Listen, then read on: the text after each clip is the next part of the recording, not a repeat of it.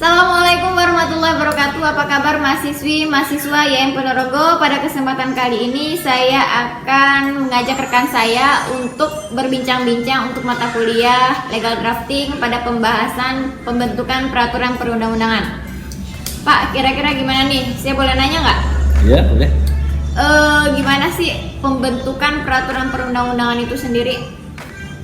Pembentukan peraturan perundang-undangan, ya, sebelum diterangkan pembentukan peraturan perundang-undangan, diterangkan dulu peraturan perundang-undangan itu apa. Peraturan perundang-undangan yang jelas peraturannya tertulis, kemudian dibuat oleh pejabat yang berwenang atau lembaga yang berwenang, dan yang ketiga adalah mengikuti prosedur yang ditetapkan, ya.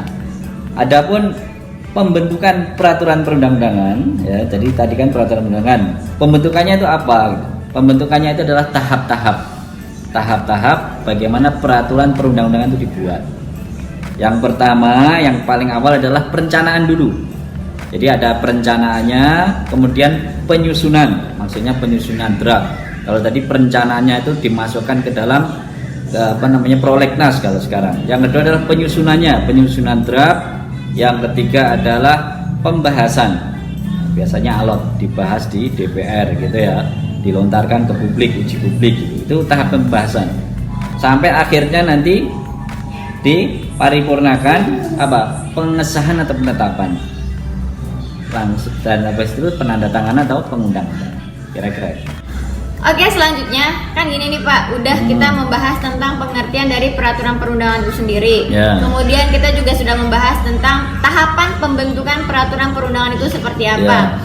Selanjutnya pertanyaan saya, apa dasar hukumnya sehingga kita bisa membuat peraturan perundang-undangan? Oke, karena ini adalah membuat undang-undang, katakanlah ya, yang tertinggi dari peraturan perundang-undangan ini adalah unsurnya undang-undang. Untuk membuat undang-undang ini tentu harus lebih kuat lagi dari undang-undang. Yaitu apa? Yang jelas yang pertama dasar hukumnya adalah Pancasila, adalah sumber segala hukum, ya. Yang kedua adalah Undang-Undang Dasar 1945, dan yang ketiga adalah Undang-Undang nomor 12 tahun 2011. Jadi teman-teman bisa mudah mengingat ya. 1211 nomor 12 tahun 2011 tentang pembentukan peraturan perundang-undangan.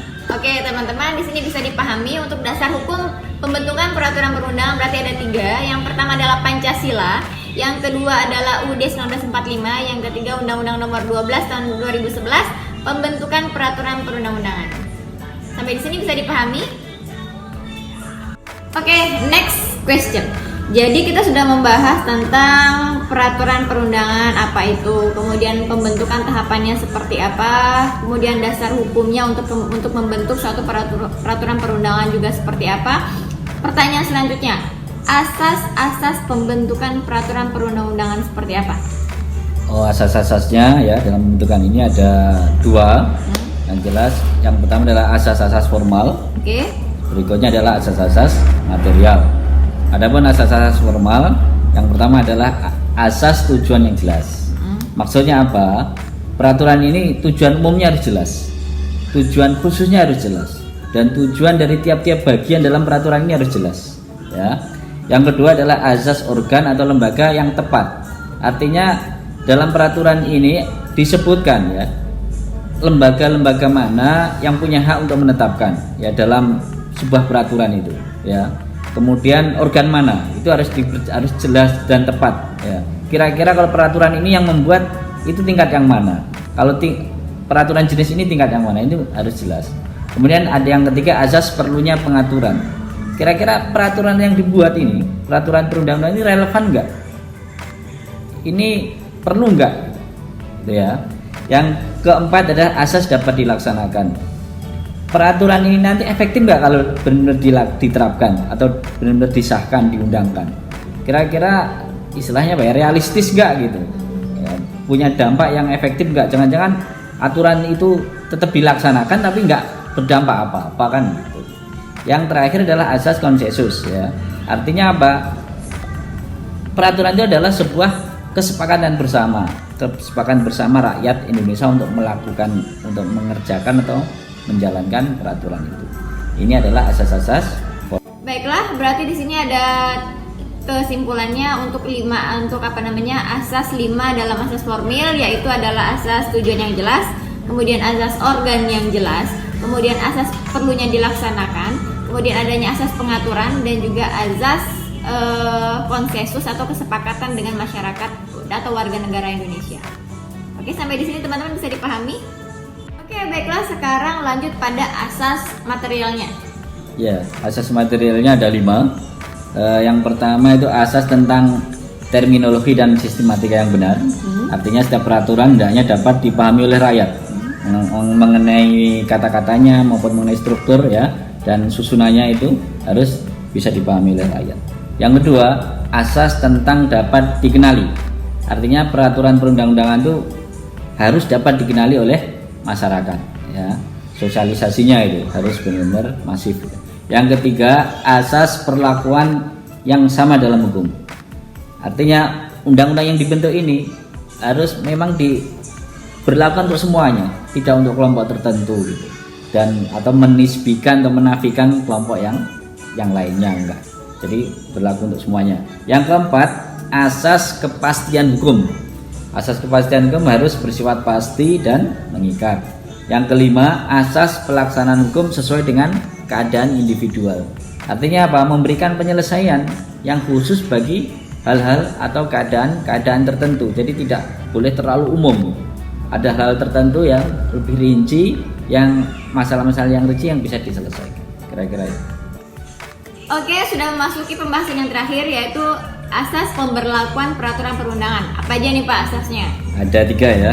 Yang pertama asas filosofis, yang kedua asas yuridis, dan yang ketiga adalah asas sosiologis. Oke. Ya, maksudnya asas filosofis itu harus sesuai dengan falsafah Pancasila.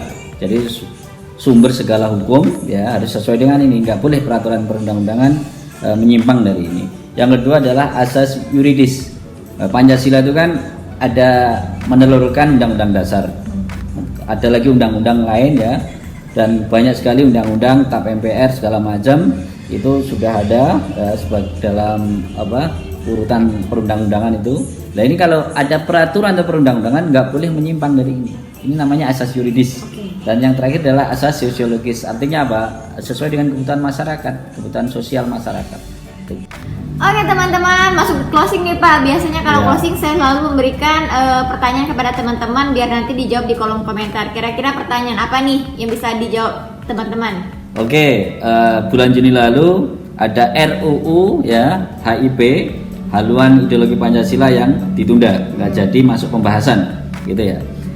Tolong jelaskan bagaimana sikap kedua ormas Islam terbesar di Indonesia, baik NU atau Muhammadiyah. Apa alasan masing-masing kedua ormas ini menolak RUU HIP? Oke, jadi teman-teman untuk memberikan komentar jawabannya di kolom komentar tentang undang-undang HIP tersebut, RUU HIP tersebut, haluan ideologi Pancasila, ya. Saya tunggu untuk feedback dari teman-teman semuanya. Saya akhiri kuliah kita hari ini. Assalamualaikum warahmatullahi wabarakatuh.